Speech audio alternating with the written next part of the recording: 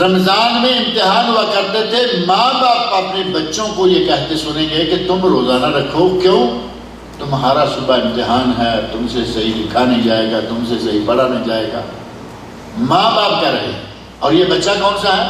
School college کا student ہے، یہ نہیں کہ وہ چھوٹا بچہ ہے۔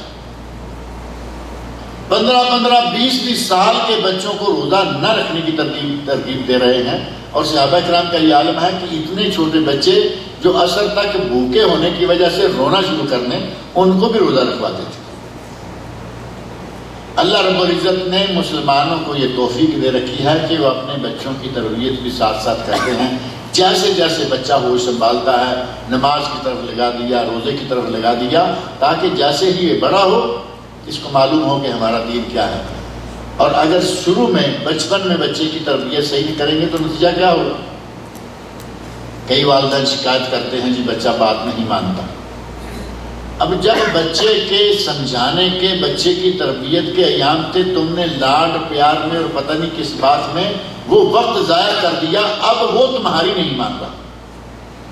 تم نے اپنا فرض پورا نہیں کیا، اب وہ اپنا فرض پورا نہیں کر رہا۔ اللہ رب العزت نے اس رمضان کو ہمارے لیے بہت بڑی نعمت بنایا ہے۔ خود روزہ رکھیں، اپنے بچوں کو رکھائیں، اپنے غلاموں کو، اپنے نوکروں کو، آج تو غلاموں کا سلسلہ نہیں ہے، نوکروں کو جو آپ کے زیر دست کام کرتے ہیں ان کو روزہ رکھنے کی ترغیب دیں، ان سے کام کم لیں۔ اور یہاں سعودی عرب میں یہ بھی آپ کے علم میں ہے کہ ڈیوٹی رمضان کا پورا مہینہ 6 گھنٹے رہ جاتی ہے یا نہیں؟ گویا کہ سرکاری طور پر بھی یہاں الحمدللہ یہ آسانی موجود ہے کہ گرمی ہے یا سردی، رمضان کے مہینہ میں ڈیوٹی 6 گھنٹے صرف، باقی دنوں میں 8 9 اور 12 گھنٹے، تاکہ لوگ آرام سے روزہ رکھ سکیں۔ لیکن چونکہ شیطان اپنا کام کر رہا ہوتا ہے، ساری آسانیاں موجود ہیں، ایئر کنڈیشن دفتر ہے، ایئر کنڈیشن گھر ہے، ایئر کنڈیشن گاڑی ہے، اور ایئر کنڈیشن ہی مسجد بھی ہے۔ یہی جگہ ہو سکتے ہیں نکلنے کی،